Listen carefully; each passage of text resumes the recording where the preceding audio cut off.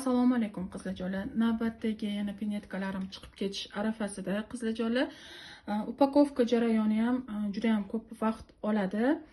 Hozir men sizlarga birozgina upakovka jarayoni haqida biroz ma'lumot berib o'tmoqchiman. Qizlar, upakovka qilishdan avval mana bunaqa o'zimni brendim tushirilgan qog'ozlarni birma-bir kesib chiqaman va ichiga yo maniken joylayman yoki-da mana bu kabi sintifon joylayman. Kichik razmerdagi pinyetkalarga maniken joylayman, katta o'lchamdagi pinyetkalarga esa sintifon joylayman va o'zimni brendim tushirilgan yozuvni ham albatta qo'yib qo'yaman qizlarjonlar.